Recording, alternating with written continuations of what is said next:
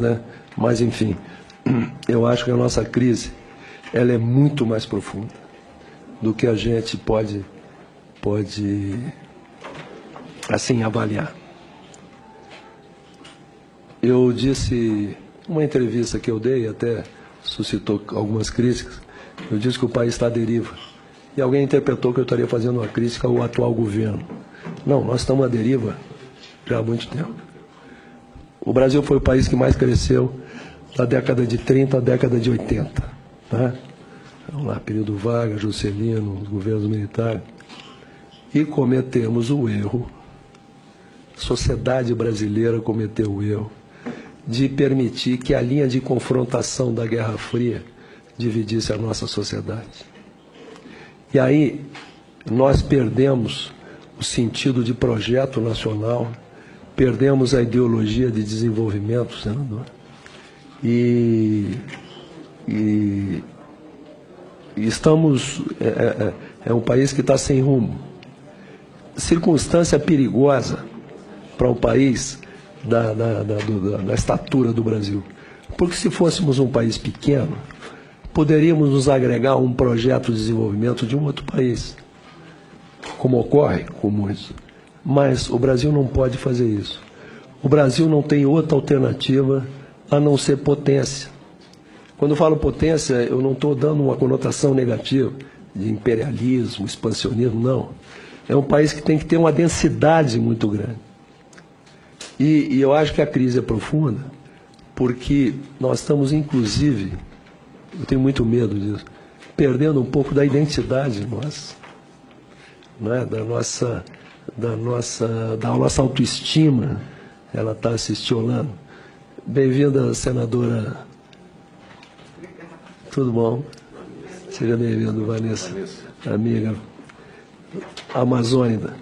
Mas, enfim, e na crise que nós estamos vivendo, e a gente se debate normalmente com as questões políticas, com as questões econômicas, né, enfim, com os problemas éticos, eu acho que estão nos faltando agora muito pensadores, né? Gente com capacidade de nos oferecer novas estruturas mentais e novos caminhos de evolução. Eu acho que nós estamos ainda um pouco presos com esquemas mentais, políticos e ideológicos, que ficaram para trás. E o Sobem salientou isso, dessa enorme integração que há das economias mundiais, não é? E então nos faltam pensadores. E aí eu remeto ao senador Cristóvão, né, senador? O senhor que se debate tanto nessa área, eu acho que nós estamos pagando por isso agora, pela negligência de muito tempo com a nossa educação. Então, eu acho que o nosso sentido, falta do sentido de projeto nacional, tem permitido, ou tem deixado de condicionar uma convergência nos vários setores da sociedade. E isso tem feito que o senhor, eu, enfim, qualquer ator nesse contexto, não tenhamos um rumo, uma referência explícita para onde nós devemos seguir. Então, eu acho que esse é um grande debate nacional que nós temos que provocar para recuperar isso. Não temos outra alternativa, senão nós vamos, as forças centrífugas vão acabar sobrepujando as forças centrípetas e a gente se fragmentando. Se não territorialmente, mas a sociedade brasileira está num processo de fragmentação muito grande.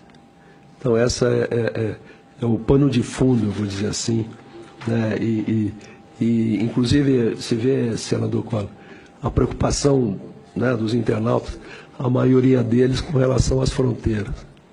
Eles estão se referindo às fronteiras físicas, mas nós temos que pensar nas fronteiras virtuais, porque nós não temos essa densidade de pensamento, o sentido de projeto, ficamos com um ambiente rarefeito e acaba sendo fácil incorporarmos, enfim, ações disruptivas aqui no nosso ambiente. E o Brasil, tem gente que diz, por exemplo, não, isso está acontecendo, é fruto de ação internacional, enfim. Eu não concordo, mas concordo sim que nós somos hoje um organismo com imunidade baixa. Em consequência, ele está vulnerável para ações de fora, de forma a nos inibir e a destruir os pontos fortes que nós temos aqui no nosso território. E quando eu falo das fronteiras virtuais, por exemplo, a preocupação com o tráfico de armas. Passam pela fronteira, claro, passam pela fronteira. Mas vimos a quantidade de armas que vinham sendo remetidas dos Estados Unidos, entrando pelos aeroportos, né?